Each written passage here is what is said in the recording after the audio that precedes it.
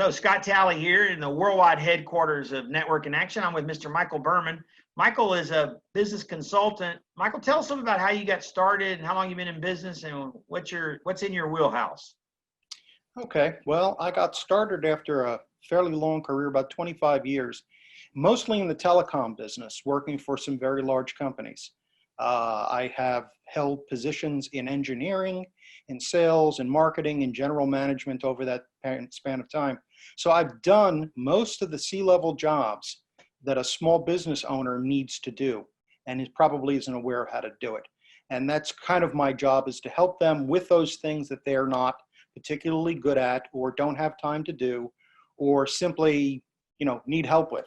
So Michael, tell me a story like, where you really satisfied a customer, or something recent where you really blew somebody away with your service. Well, I'll give you a classic example. A couple of years ago, I was referred to a gentleman who had just finished a non-compete with his last company, and he had a whole big pile of money, and he wanted to go out and buy a company. And so he was referred to me, and the first question I asked him is, what kind of business do you want? So we spent a lot of time trying to figure that out. Once we had figured it out, I was tasked with going out and finding a company that fit that description. Went out into the world, researched it, talked to an awful lot of people, and eventually, after a number of iterations of it, we found a company that was within his price range, within his interest range, and so forth, that was for sale.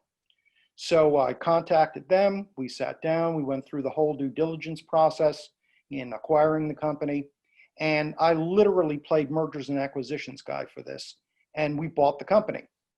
Then at the closing table, we were sitting there, and after this guy stroked $1 million check, he turned to me and he said, "Now I need help running it." And I said, "Okay, no problem." And I spent the next 5 years basically playing chief operating officer for the company that he had bought. Wow. So that's probably a good example of what I do. You betcha. I mean, it's certainly, you showed your value during the transaction, and then he didn't want to go forward without you. There's no better story than that, right? Yep. What has your experience been since March or so, with this COVID? What do you see for the future with business, and in particular your business? Well, being a small business consultant, when small businesses are going out of business left and right, it does tend to become a problem. It's a weird position to be in when you're sitting down with someone and you're saying to them, "Hey, look, first thing you need to do is cut costs. And the first thing you need to do is fire me." I mean, that's a hard thing to say, Yeah. but it turns out to be true. So I've shed a number of clients because they simply either couldn't afford to it or have gone out of business. Yeah. Post-COVID, the world is going to be a little bit different. A lot of the marketing strategies that you use to sell consulting services, which is a lot of networking, personal networking, face-to-face meetings, are very, very hard to do. So you've got to change your entire paradigm to account for that. And the other problem is we have no idea how long this is going to go on for. I'm anticipating we're going to be well into next year before, and the real pacing item in this is when they come up with an effective vaccine. That's going to be the thing that's going to key things off. And until that happens, the world is going to continue to be a mess.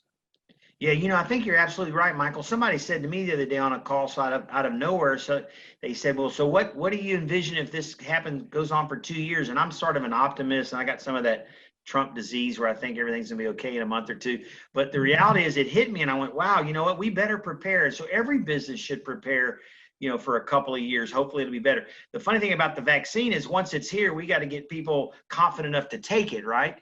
And hopefully that'll happen. But that's awesome. Yeah, I think you're dead on, and the fact that you were willing to fire yourself, those people are going to pick you back up so quick. It speaks to your integrity. How does the listening audience reach you, either by phone or email, Michael? The easiest way to get me is via email. And my email is mberman@emlarcorp.com. Awesome.